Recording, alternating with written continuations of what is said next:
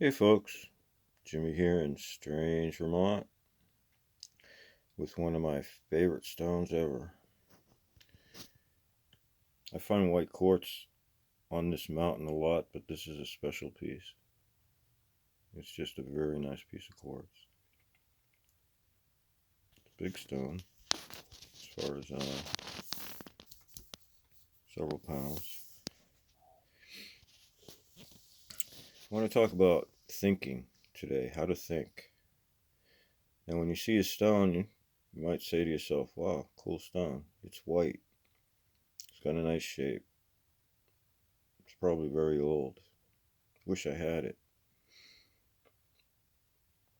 But if you think with your mind in images, you'll look at it in a different way. You look at it as a whole form. You look at all the detail, and you'll start picking out things quite easily. They call it pareidolia, like when you see faces in things. Now I see a face right there. It's a profile. The nose, the chin, the eye. It's like he's covered. To me, the paradigm I get is Ice Age man, all covered up, braving the ice. And I can say that because this looks like a polar bear. This whole stone itself looks like the head of a polar bear. Okay, we can turn it and you get an elephant. There's an elephant, this trunk. You get a shaman, this man blowing smoke.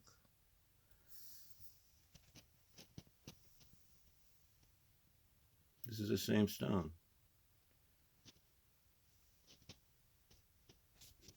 There's faces in the stone, there's things coming out of it. Um, if you think in images, you'll see in images. And you'll see that these stones here are image stones and they tell stories. There's a different way to think when you read them. You're not thinking the same way. And stories tell stories. This one tells a story also.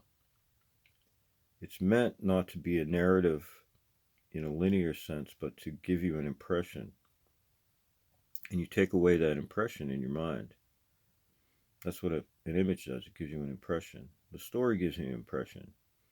And you create the story in your mind when you see the stone.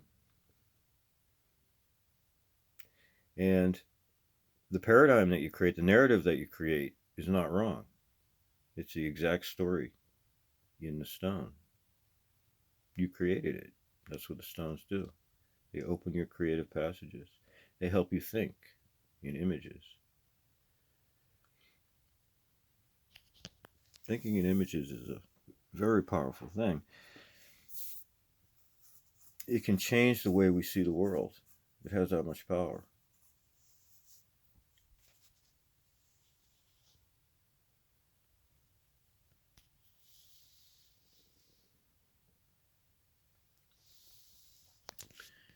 And the way you think is important. When I found these stones, I didn't find images in them. I had to create them with my eyes. I had to know they were there somehow and force them out of the stones. This was like every other stone that I had found. It's just a white stone. I collected a lot of them, and one day a light switch turned on inside of me. I turned it on myself through thinking.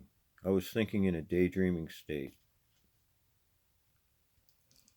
And daydreaming is a very productive way of coming up with new things and new ideas. Daydreaming can create a tremendous amount in your life. If you can remember when you were a child and you daydreamed about your future, wow, I wish I could be that when I get older. And 50 years later, you see that you are that and all that, and you've had a great life because of it. And you had created that moment, that desire in your daydreams when you were a child. You knew how to think when you were a child. And your thoughts became true. They became realities because they were that powerful, and you stuck to them. They were what you truly wanted. Thinking now becomes what you see on TV, advertisements, everything you read, everything you see, everything you walk around, all you'll see are people with masks on. It creates a thought in you, even if it's not one thought you can write down on paper. In a linear fashion, it creates something in you. The image of all the people doing that creates something in you. That's what it's there for. When you start creating images, your own paradigms, you all of that has no effect on you, none at all. Every other paradigm in this world is meant to control you. If you don't create it, you have no business being in it. You're just an extra in a movie. Create your own paradigm. Learn how to think your own beautiful world into existence. When you find a stone, create a world out of it. Create a narrative out of a stone. And you won't be wrong. You're right. Don't ask anyone if you're right, because you are right. You are absolutely right. Whatever you come up with is the narrative. And we do that on a bigger level. Our narrative in our heart and in our life. What's our narrative? To live in love and no fear, or to trip over people's narratives and their paradigms and live their life and be an extra in someone else's play. Every moment you exist, you're in a play.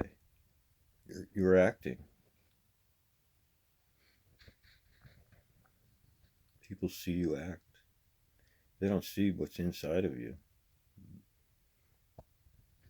You're a hollow shell filled with images, and everything that's outside comes inside of you just by looking at it. Clear all that out and fill yourself with your own images and your own imagining. Learn how to think for yourself.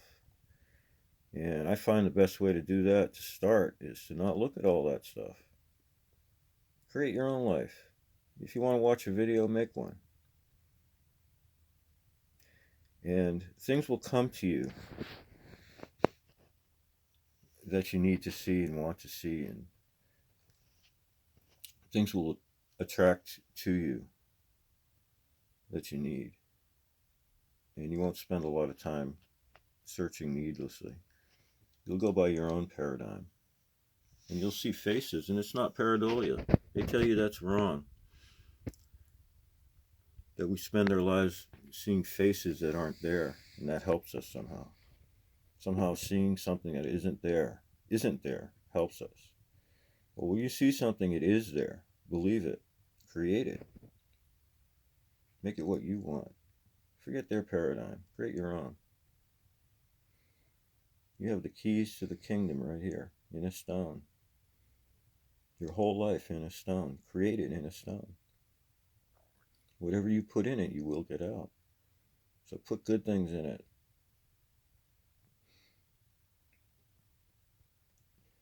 This stone here I found, I did quite a few videos and found plenty of different things to talk about with this stone.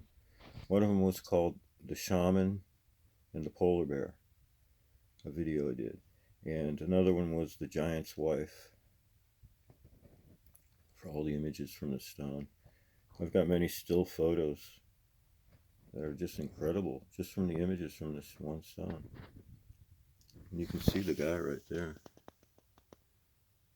blowing the smoke, creating a paradigm.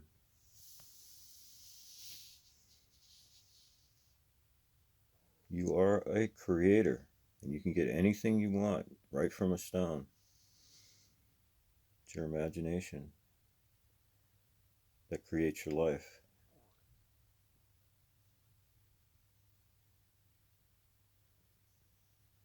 Blessings all from strange Vermont, where giants once roamed. and strange Ice Age people still roam. They still exist here. And there they are. Blessings, everyone, from strange